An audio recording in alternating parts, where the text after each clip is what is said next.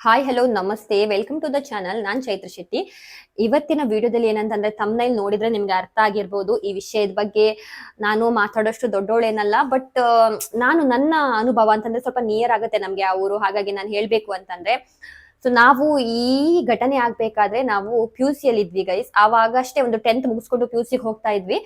ಏನಾಗಿತ್ತು ಅಂತಂದ್ರೆ, ಈ ಘಟನೆ ಆದಾಗ ನಾವು ಎಲ್ಲ ಕಾಲೇಜಲ್ಲಿ ಪ್ರೊಟೆಸ್ಟ್ ಮಾಡೋದಿರ್ಬೋದು ಇದೆಲ್ಲ ಮಾಡಿದೀವಿ.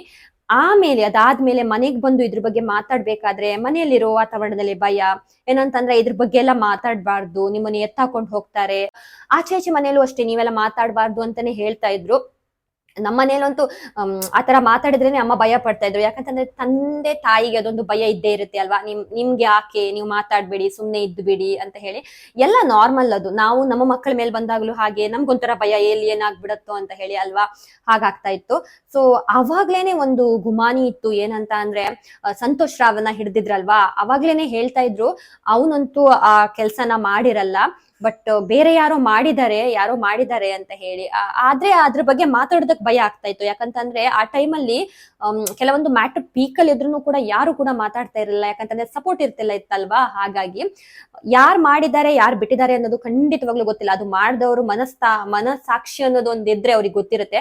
ನಿಜ ಹೇಳ್ತೀನಿ ಗೈಸ್, ಆ ಹೆಣ್ಣಿನ ಯಾವ ತರ ಕೆಟ್ಟದಾಗಿ ನೆಡ್ಸ್ಕೊಂಡಿದ್ದಾರೆ ನೋಡಿ, ಅವರು ಸ್ವರ್ಗ ನರಕಲ್ಲ ಯಾವ ತರ ಅನುಭವಿಸ್ತಾರೆ ಅಂತ ಅಂದ್ರೆ, ದೇವ್ರು ಇದ್ದಾನೆ ಖಂಡಿತವಾಗ್ಲೂ ಪ್ರೂವ್ ಮಾಡ್ತಾನೆ. ನೋಡಿ ಬೇಕಾದ್ರೆ ಅಷ್ಟು ಅನುಭವಿಸಿ ಸಾಯ್ತಾರೆ ಅವರು. ಹಾಗಂತೂ ಅವ್ರಿಗೆ ಸಾವಂತೂ ಬರೋದಿಲ್ಲ. ನೋಡಿ ಬೇಕಾದ್ರೆ ಯಾವ ಒಂದು ಪೇರೆಂಟ್ಸ್ಗೂ ಕೂಡ ಇದನ್ನ ಸಹಿಸ್ಕೊಳ್ಳೋದಕ್ ಸಾಧ್ಯನೇ ಇಲ್ಲ. ಈಗ ಇಲ್ಲಿ ಯಾರ್ ಮಾಡಿದ್ದಾರೆ ಅನ್ನೋದು ಇಂಪಾರ್ಟೆಂಟ್ ಅಲ್ಲ, ಯಾರ್ ಮಾಡಿದ್ರು ಅವ್ರಿಗೆ ಶಿಕ್ಷೆ ಆಗಿಲ್ಲ ನೋಡಿ, ಅದು ಇಂಪಾರ್ಟೆಂಟ್ ಗೈಸ್. ಇವಾಗ ತುಂಬಾ ಜನ ಹೇಳ್ತಾರೆ ಸಂತೋಷ್ ರಾವ್ನೇ ಮಾಡಿದ್ದು ಅಂತ ಹೇಳಿ. ಅವ್ನು ಮಾಡಿದ್ದು ನಿಜವೇ ಆಗದಿದ್ರೆ ಪ್ರೂವ್ ಆಗ್ತಾ ಇತ್ತು. ಮೇನ್ಲಿ ಏನಂತಂದ್ರೆ, ಆ ಥರ್ಡ್ ಐ ಅಲ್ಲಿ ನೋಡಿದ್ರೆ ಗೊತ್ತಾಗುತ್ತೆ ನೋಡಿ, ಇದು ಏನದು CC ಕ್ಯಾಮರಾ ಅಲ್ಲಿಂದ ಇಲ್ಲ ಮಾಯ ಆಗಿದೆ ಅಂತಂದ್ರೆ ಅರ್ಥ ಏನು ಗೈಸ್? ಯಾರು ಮಾಡ್ತಾರೆ ಅದನ್ನ? ಆ CC ಕ್ಯಾಮರಾದಲ್ಲಿ ಗೊತ್ತಾಗುತ್ತೆ ಅಲ್ವಾ. ಇವಾಗ ಸಂತೋಷ್ ರಾವ್ ಈಸಿಯಾಗಿ ಹಿಡ್ಕೊಂಡ್ ಬರ್ಬಹುದಿತ್ತು. ಆ ಕಳಂಕ ನಮ್ಮ ದೇವರಿಗೆ, ನಮ್ಮ ದೇವಸ್ಥಾನಕ್ಕೆ ಬರ್ತಾ ಇತ್ತ. ಹೋಗಿ ಹೋಗಿ ದೇವಸ್ಥಾನದ ಸುದ್ದಿನೇ ಎಲ್ಲ ಮಾತಾಡ್ತಾ ಇದ್ದಾರೆ ಇವಾಗ ನೋಡಿ. ಆ ಊರಿನ ಹೆಸರು ಹೇಳೋದು ತಪ್ಪಲ್ಲ, ದೇವರಿಗೆ ಹೇಳೋದು ಮಹಾ ತಪ್ಪು ನನ್ನ ಪ್ರಕಾರ. ಬಟ್ ಕಂಡು ಹಿಡಿಬಹುದಿತ್ತು. ಆಗ ಅಲ್ಲಿ ಮೇನ್ ಇರೋರೆಲ್ಲ ಇದಕ್ಕೆಲ್ಲ ಸ್ವಲ್ಪ ಫೋಕಸ್ ಮಾಡಿ, ಸ್ವಲ್ಪ ಇದ್ ಮಾಡಿ ನ್ಯಾಯ ಕೊಡೋದ್ರ ಪರ ಇದ್ದಿದ್ರೆ ಖಂಡಿತವಾಗ್ಲು ಇವತ್ತು ಈ ಮ್ಯಾಟ್ರ್ ಅಲ್ಲಿಗೆ ಕ್ಲೋಸ್ ಆಗಿ ಅವನಿಗೆ ಶಿಕ್ಷೆ ಆಗ್ತಾ ಇತ್ತು ಅಲ್ವಾ. ಯಾರು ಮಾಡಿದ್ದಾರೆ ಅವರಿಗೆ ಶಿಕ್ಷೆ ಆಗ್ತಾ ಇತ್ತು. ಇವಾಗ ಅದು ಎಲ್ಲಿವರೆಗೆ ಹೋಗ್ತಾ ಇದೆ ನೋಡಿ. ಒಂದು ಸಂತೋಷ್ ರಾವ್ ಅವನು ಮಾಡಿದಾನೆ ಅನ್ನೋದು ನಿಜವೇ ಆಗದಿದ್ರೆ ಯಾಕೆ ಆರಾಮಾಗಿ ಸಿಕ್ಕಿರೋದ್ನೆಲ್ಲ ಟೆಸ್ಟಿಗೆ ಕೊಡ್ಬೋದಿತ್ತಲ್ಲ. 13-14 ದಿನ ಮಾಡ್ಕೊಂಡು ಅದನ್ನ ಟೆಸ್ಟಿಗೆ ಕೊಡ್ಬೇಕು ಅಂತಂದ್ರೆ ಯಾರ ಕೈವಾಡ ಇದೆ ಅಂದ್ರೆ, ಇಲ್ಲಿ ಸಂತೋಷ್ ರಾವ್ ಅಲ್ಲ ಬೇರೆ ಯಾರೋ ಇದ್ದಾರೆ ಅನ್ನೋದಂತೂ ಸತ್ಯ ಆಗಿದೆ ಅಲ್ವಾ ಗೈಸ್. ಯಾರು ಏನು ಅಂತ ಹೇಳೋದು ಅವಾಗ ಹೇಳಿದ್ದು, ಅದ್ರ ಬಗ್ಗೆ ಮಾತಾಡ್ಬೇಡಿ ಎತ್ತಾಕೊಂಡು ಹೋಗ್ತಾರೆ ಹಾಗೆ ಹೀಗೆ ಎಲ್ಲ ಹೇಳಿದ್ರಲ್ವಾ. ಸೊ ಇವಾಗ್ಲೂ ಕೂಡ ಭಯ ಆಗತ್ತೆ ಒಂದೊಂದ್ಸಲ ಮಾತಾಡ್ಬೇಕಾದ್ರೆ, ಏನಾಗತ್ತೆ. ಬಟ್ ಅವಾಗ ನಮಗ್ ಗೊತ್ತಿತ್ತು ಅಂತ ಗೊತ್ತಾಗಲ್ಲ ಇತ್ತು, ಸೊ ಎತ್ತಾಕೊಂಡು ಹೋಗ್ತಾರೇನೋ ಅಂತ ಹೇಳಿ. ಇವಾಗ ಹಾಗೆಲ್ಲ ಮಾಡೋದಕ್ಕೆ ಅಷ್ಟೊಂದು ಈಸಿಯಾಗಿ ಆಗೋದಿಲ್ಲ ಗೈಸ್, ಅಷ್ಟು ಭಯ ಪಡೋ ಅವಶ್ಯಕತೆ ಇಲ್ಲ. ಯಾಕಂತಂದ್ರೆ ಇವಾಗ ಯಾರು ಯಾರ ಮೇಲೂ ಡಿಪೆಂಡ್ ಇಲ್ಲ. ಒಂದು ಏನಂತಂದ್ರೆ, ನಮ್ಗೆ ಸ್ವಾತಂತ್ರ್ಯ ಅಂತಂದ್ರೆ ಹಕ್ಕಿದೆ ನಮ್ಗೆ ಅನ್ಸುದು, ನಾವು ಮಾತಾಡಬಹುದು ಅಷ್ಟೇ. ಯಾರಿಗೂ ಮಾನಹಾನಿ ಇಲ್ಲ, ಆ ತರ ಎಲ್ಲ ಮಾಡಿದ್ರೆ ಏನು ಪ್ರಾಬ್ಲಮ್ ಆಗಲ್ಲ ಅನ್ನೋದು. ಇನ್ನೊಂದೇನಪ್ಪಾ ಅಂತಂದ್ರೆ, ಸೊ ಆ ಹೆಣ್ಣಿಗೆ ಆತರ ಹಿಂಸೆ ಕೊಟ್ಟು ಆತರ ಎಲ್ಲ ಮಾಡಿದ್ರು ಅಲ್ವಾ, ಅವರಿಗೆ ನನ್ನ ಪ್ರಕಾರ ಸಾವು ಬರ್ಬೇಕು. ಅಂತಿಂತ ಸಾವಲ್ಲ, ಸಾವು ಬರ್ಬಾರ್ದು, ಇತ್ಲಾಗ ಬದುಕ್ಲಿಕ್ಕೂ ಆಗ್ಬಾರ್ದು ಗೈಸ್. ಆ ತರ ಹಿಂಸೆ ಆಗ್ಬೇಕು.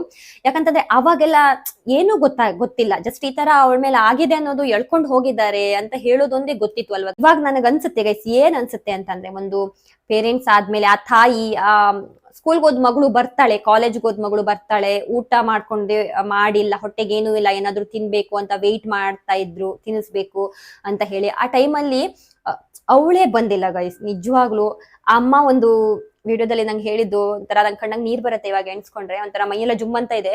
ಏನಂತಂದ್ರೆ, ಅವ್ರು ಏನಾದ್ರೂ ಮಾಡ್ಲಿ ನನ್ ಮಗಳಿಗೆ, ಜೀವಂತ ಬಿಡ್ಬಹುದಿತ್ತಲ್ವಾ, ಜೀವಂತ ಬಿಟ್ರೆ ಸಾಕಿತ್ತು ಅಂತ ಹೇಳಿ.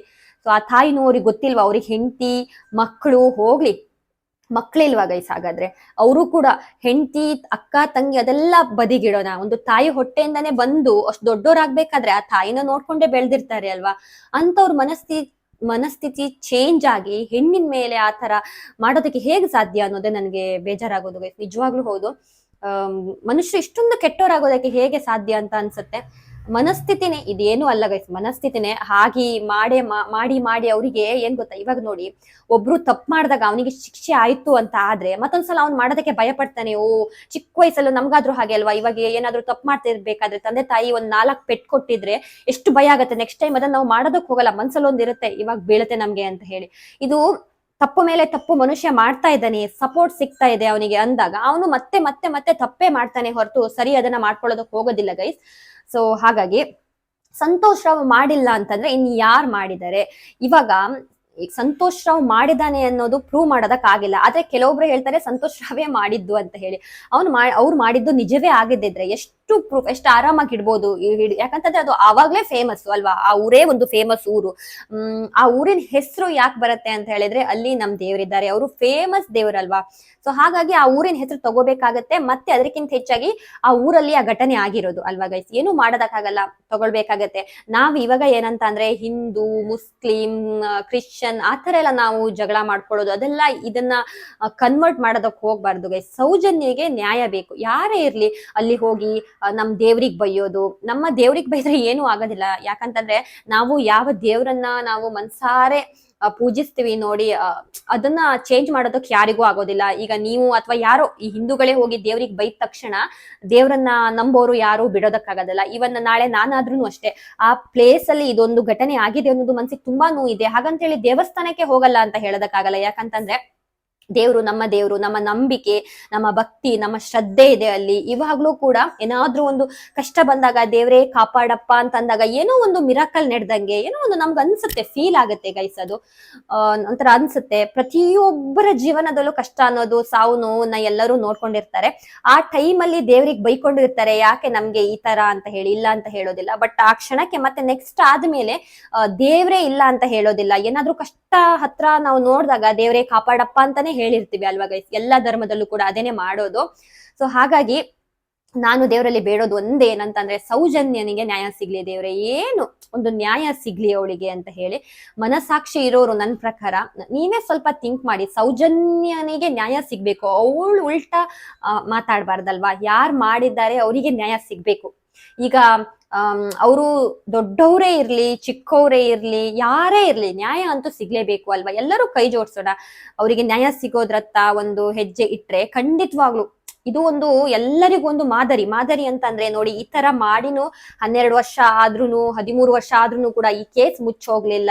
ಸೊ ಒಂದು ಶಿಕ್ಷೆ ಆಯ್ತು ಅವರಿಗೆ ಅಂತ ಹೇಳಿ ನಂಬಿಕೆ ಬರ್ಬೇಕು ನಮ್ಗೆ ನ್ಯಾಯಾಂಗದ ಮೇಲೆ ಅಲ್ವಾ. ಇವಾಗ ನಿಂತಿರೋದೇ ಹಾಗೆ ಅಲ್ವಾ, ಏನಾದ್ರೂ ಶಿಕ್ಷೆ ಆದ್ರೆ ಕೋರ್ಟ್ ಅಲ್ಲಿ ನಾವು ಕ್ಲಿಯರ್ ಮಾಡ್ಕೋಬಹುದು, ನಮ್ಮನ್ನ ಕಾಪಾಡೋದಕ್ಕೆ ಒಬ್ರು ಇದ್ದಾರೆ ಅಂತ ಹೇಳಿ. ಸೊ ಹಾಗೇನೆ ನೆಡ್ಕೊಂಡು ಹೋಗ್ಬೇಕು ಅಲ್ವಾ ಗೈಸ್. ಸೊ ನನಗೆ ತಿಳಿದ ಮಟ್ಟಿಗೆ ನಾನು ಹೇಳಿದೀನಿ. ಸೊ ನನಗೆ ತಿಳಿದ ಮಟ್ಟಿಗೆ ಈ ತರದ್ದು ಕೇಸು ಬರೋದೇ ಬೇಡ ಅಂತ ಹೇಳೋಣ. ಯಾಕಂತಂದ್ರೆ ತುಂಬಾ ಕಷ್ಟ ಆಗತ್ತೆ ಆ ತಂದೆ ತಾಯಿಗೆ, ತುಂಬಾನೇ ಕಷ್ಟ ಆಗತ್ತೆ ಗೈಸ್ ನಿಜವಾಗ್ಲು. ನನ್ಗೆ ಅವ್ರದೆಲ್ಲ ಇಂಟರ್ವ್ಯೂ ನೋಡಿದಾಗ ಇತ್ತಲ್ಲ, ತುಂಬಾ ಮನ್ಸಿಗೆ ಭಾರ ಆಗತ್ತೆ. ತುಂಬಾ ಸಲ ಹತ್ತಿದೀನಿ ನಾನು, ನಿಜವಾಗ್ಲೂ ನಂಗೆ ಅಷ್ಟು ಬೇಜಾರಾಗತ್ತೆ. ನಾವು ಪೇರೆಂಟ್ಸ್ ಆದಾಗ ಅರ್ಥ ಆಗತ್ತೆ ಅದ್ರದ್ದು ಅವ್ರು ಏನು ಕಷ್ಟ ಪಟ್ಟಿದ್ದಾರೆ ಅಂತ ಹೇಳಿ. ಸೊ ಗೈಸ್, ಇವತ್ತಿನ ವಿಡಿಯೋನ ಇಲ್ಲಿಗೆ ಎಂಡ್ ಮಾಡ್ತೀನಿ. Thank you for watching. ಏನಾದ್ರೂ ತಪ್ಪಿದ್ರೆ ಕ್ಷಮೆ ಇರ್ಲಿ.